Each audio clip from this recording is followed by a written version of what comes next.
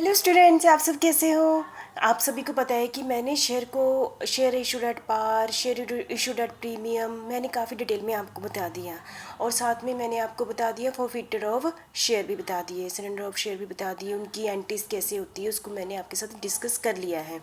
फिर भी बहुत ज़्यादा इंपॉर्टेंट टॉपिक ओवर सब्सक्रिप्शन भी आपके साथ डिस्कस कर लिया है। तो सबसे ज़्यादा इंपॉर्टेंट जो पेपर में आने वाला क्वेश्चन है वो आज मैं न्यूमेरिकल आपके साथ डिस्कस कर रही हूँ।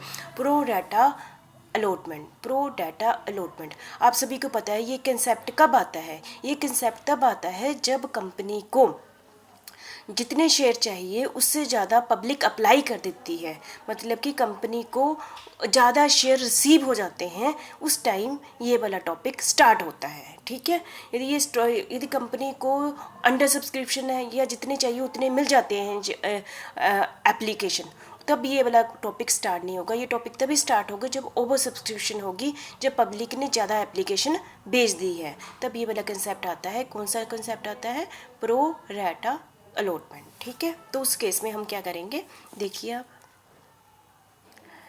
मैंने आपके सामने एक एग्जांपल ली है। एप्लीकेशन कितनी रिसीव की है हमने? 50,000, लेकिन पब्लिक से मंगवाई कितनी थी? 30,000। आपने पहले मेरी बात सुन लीजिए, आप सारे कॉपी पेंसिल ले लीजिए, क्योंकि जो एंट्रीज अगली स्लाइड में होगी तो आपको पता नहीं चलेगा। जैसे जैसे मैं बोल रही हूँ ना, ये आप सारे कॉपी में नोट भी करो, चाहे शॉर्टकट में लिख लो, फिर तभी आपको एंट्री का पता चलेगा, नहीं तो नहीं फ़ायदा होगा मेरी स्लाइड बनाने का। ठीक है, आप थोड़ा मेरे कहने पर वर्किंग कर लो। क्या? कॉपी पेंसिल ले लो। ठीक है, कॉपी पेंसिल ले लिया आप सबने? ठीक है, तो सबसे पहले मैं आपको बता रही हूँ कि कंपनी कितने शेयर चाहती है? 30,000, और पब्लिक ने कितने अप्लाई कर दिए? 50,000, मतलब 20,000 एक्स्ट्रा शेयर दे दिए। और एप्लीकेशन मनी कितनी है? 2 रुपये है। अलॉटमेंट कितने हैं? 3 रुपये। कॉल कितना है? 5 रुपये। ठीक है, तो सबसे पहले आपने हर क्वेश्चन में आपने क्या बनाना है? वर्किंग नोट बनाना है। वर्किंग नोट बनाना है, जैसे कि स्क्रीन पर आप देख रहे हैं ना, तो आपने ये पहले एक टेबल जैसा बनाना है, ड्यू, रिसीव्ड और एडवांस। ये पर ड्यू और रिसीव तो आपने हर केस में बनाना ही बनाना है। एप्लीकेशन सबसे पहले आपने क्या करना है? ड्यू वाला अमाउंट यहाँ पर लिख देना है, एप्लीकेशन अलॉटमेंट कॉल लिख देनी है। ठीक है, जैसे जैसे मैं स्टेप बोल रही हूँ ना, आपने ऐसा ही करना है। ठीक है, ड्यू में कौन से नंबर ऑफ शेयर आ जाएंगे? जितने शेयर कंपनी ने शेयर होल्डर को देने हैं, जितने शेयर देने हैं, एक्चुअल में देने हैं, उस जो बाकी आपने एंट्री कुछ भी नहीं करना। आपने सिंपल से सिंपल क्वेश्चन में आपने ऐसा वर्किंग नोट बनाना है, जितने शेयर उसको देने हैं एक्चुअल में, वो शेयर लिख दिए, 30,000 30,000 30,000 हर क्वेश्चन में। ठीक है, और amount, application amount multiply by 2, allotment 3 और कॉल 5। ठीक है, मल्टीप्लाई बाय करके इसको अमाउंट लिख लेना। ठीक है, ड्यू अमाउंट के लिए आपने कुछ माइंड नहीं लगाना, बस एक ही माइंड लगाना, कंपनी ने उस शेयर होल्डर को कितने शेयर दिए हैं, उतने शेयर दे दिए, और जितना अमाउंट है वो लिख लेना। आपका क्वेश्चन कभी भी गलत नहीं होगा, चाहे सिंपल हो टफ क्वेश्चन हो। सबसे पहले आपने वर्किंग नोट बनाना है। ये आपका वर्किंग 2 लाइनें बन गई, यहाँ लिख दिया, ये 2 लाइनें बन गई। फिर रिसीव्ड अमाउंट इसके बाद बनाना है। रिसीव्ड तो क्यों, वैसे तो पहली एंट्री यही होती है। ठीक है, पहली एंट्री ये होती है, सेकंड ये होती है, थर्ड ये होती है, फोर्थ फिफ्थ सिक्स्थ ऐसी होती है जी, आपको पता ही है। ठीक है, क्योंकि पहले कंपनी एप्लीकेशन के टाइम रिसीव करती है, बाकियों के टाइम पहले ड्यू करती है, बाद में रिसीव करती है, ये आपको पता ही है। पर मैं वर्किंग नोट बनाने की बात कर रही हूँ, पहले आपने ये बना लेना, इसके बाद देखना। रिसीव्ड में क्या? एप्लीकेशन शेयर होल्डर ने ज़्यादा भेज दी, 50,000 भेज दी, 50,000 मल्टीप्लाई बाय 2 कितना है? 1 लाख रुपये आ गया। लेकिन हमने उनको देना कितना है? 30,000। तो कितनी एप्लीकेशन ज़्यादा आ गई? 20,000। तो 20,000 कहते कि हम एडवांस आ गया, है ना, मतलब कि 1 लाख आ गया, हमने इन्हीं कोई प्रोडाटा के बेस पर देनी है। ठीक है, तो 1 लाख आ गया, पर इनका ड्यू कितना है? 60,000। तो 40,000 क्या हो गया? एक्स्ट्रा हो गया, एडवांस हो गया। पर तो हम कहते हैं कंपनी क्या करती है, यदि उन्हीं शेयर होल्डर को शेयर अलॉट करने हैं प्रोराटा बेस पर, तो कंपनी क्या करती है कि उनको पैसा वापस नहीं करती, तो उनके जो अलॉटमेंट के टाइम पैसा मंगवाना था उसको एडवांस मान लेती है। ठीक है, तो पर एंट्री इसी समय कर देती है, एंट्री इसी समय कर देती है। क्यों? यहाँ पर एंट्री क्या हुई? Bank account debit to share application account. और यहाँ क्या हुई? Share application account debit to share capital account. Share capital में हमेशा ड्यूमेंट आता है, और टू शेयर अलॉटमेंट लिख देगी 40,000। दूसरी एंट्री में टू शेयर अलॉटमेंट लिख देगी, जो कि ये वाली एंट्री कब होनी थी? इस समय होनी थी, लेकिन 40,000 से उसी समय करती। ठीक है, ये हो गया। फिर दूसरी बारी आपने देखा, तीसरी एंट्री यहाँ की, share allotment account debit to share capital account 90,000 से। जब रिसीव किया तो bank account debit to share allotment account 50,000। ठीक है।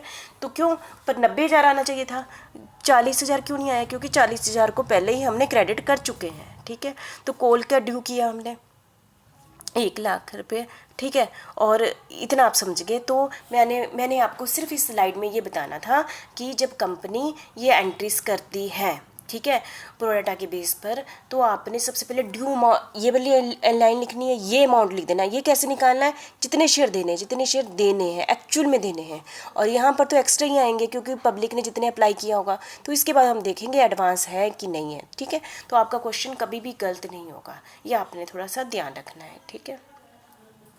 तो यही वाली एंट्री मैंने बोला था कॉपी पेंसिल ले लेना। तो पहली एंट्री क्या थी? Bank account debit to share application account 1,00,000, ठीक है, क्योंकि कितने शेयर दिए थे, है ना। और share application account debit to share capital account to share allotment account 40,000 क्या आ गया? एडवांस में आ गया। ये अलॉटमेंट की ये वाला अलॉटमेंट यहाँ मिलना था ना, तो हमने यहीं लिख दिया है, ठीक है।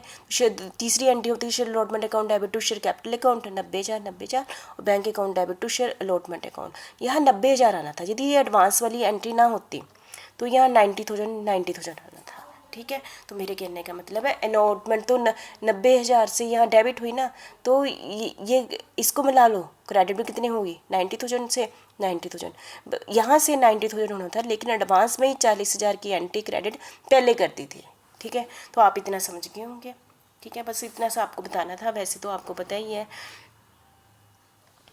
चलो फिर हम आपके लिए अलॉटमेंट, फिर एक और एग्जांपल ले लेते हैं।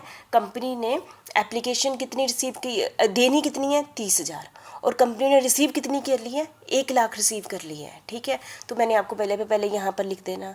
फिर कंपनी ने कितने शेयर देने हैं? 30,000। ड्यू अमाउंट हमेशा एक्चुअल में कितने शेयर दिए हैं? 30,000 और 235 लिख दिया, अमाउंट निकाल दिया। सिंपल, पहले आपने यही करना है। कितनी रिसीव हो गई? 1,00,000। 1,00,000 गुना 2, मतलब कि हमने एप्लीकेशन के साथ कितना अमाउंट रिसीव किया? 2,00,000 रिसीव किया। और एक्चुअल में कितना देना था? 60,000 देना था। तो 1,40,000 क्या हो गया? एडवांस हो गया।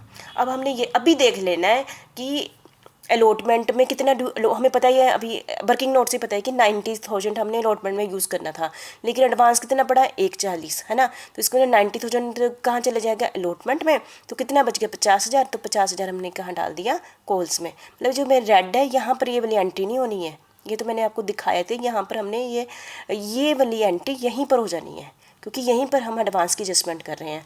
To share allotment account 90,000, to share call account 50,000। अभी एंट्री कर दी एडवांस में एंट्री, ठीक है। अब ये अलॉटमेंट की एंट्री क्या करेंगे? Share allotment account debit to share capital account. Bank की एंट्री होगी नहीं, क्योंकि पहले ही रिसीव हो चुका है ना, पहले ही कर दी हुई है, ये नहीं होगी क्योंकि पूरा का पूरा अमाउंट यहाँ आ गया हुआ है। और कॉल की कितनी होगी? Share first and final account debit to share capital account. और bank account debit to share first and final account 1,00,000। 1,50,000 से नहीं होगी, 1,00,000 से होगी, क्योंकि 50,000 की एंट्री इस समय हो चुकी है। तो मुझे लगता है कि आप सभी को पता ही है इसके बारे में, तो एज ए रिविजन, ठीक है। Entry bank account debit to share application account 2,00,000 हो गया। 2,00,000 था, लेकिन शेयर कैपिटल में हमेशा ड्यू अमाउंट डालते हैं एक्चुअल में। इसमें फिर जितना एक्चुअल में शेयर देने हैं, तो मैंने आपको वर्किंग नोट बता दी कि वर्किंग नोट ठीक बनी है ना, एंट्री तो सेम ही है, ठीक है। 60 डाल, अलॉटमेंट में एडवांस बनी थी 90,000 डाल दिया, और फर्स्ट एंड फाइनल अकाउंट में 50,000 डाल दिया, ये मैंने अब भी डाल दिया। लेकिन ये एंट्री कहाँ होनी थी? यहाँ पर होनी थी 90,000 की, और 50,000 की एंट्री यहाँ होनी थी, क्योंकि अभी मिल गया है तो अभी डाल दिया हमने, ठीक है। Share allotment account debit to share capital account 90,000। Bank ये वाली एंट्री नहीं होनी है। Bank account debit to share allotment account received भी तो एप्लीकेशन टाइम मिल गया हुआ है ना, ये है ना। तो ये वाली एंट्री नहीं हुई है, नहीं मैंने वैसे ही लिख दी है आपको बताने के लिए। तो ड्यू की entry share first and final account debit to share capital account, due की एंट्री वही होगी। और bank account debit to share first and final account 1,50,000 receive करना था, लेकिन हम कितना लेंगे? 1,00,000 लेंगे, क्योंकि 50,000 हमने पहले ले लिया हुआ। देखो जहाँ फर्स्ट 1,50,000 है ना, तो हमने डेबिट किया, तो 1,50,000 ही हमने क्या करना है? क्रेडिट करना है। 1,00,000 यहाँ क्रेडिट किया हुआ है, ये 50,000 यहाँ क्रेडिट किया हुआ है। और अलॉटमेंट अमाउंट कितना करना था? 90,000 करना था ना, डेबिट है तो क्रेडिट भी यहाँ हो गया, पहले ही हो गया, नहीं तो ये बाद में होना था। तो मुझे लगता है कि आप सारे समझ गए होंगे। आपने काफ़ी, वैसे तो प्लस 2 में बहुत सारे न्यूमेरिकल किए हैं, मुझे पता है आप सभी को आता है, लेकिन एज ए रिविजन मैंने आपके साथ डिस्कस कर लिया है, ठीक है। Thank you very much. ये था प्रो डाटा। ये किस केस में हम ऐसा करते हैं? जब हमारे पास एक्स्ट्रा एप्लीकेशन आ जाती है। Thank you.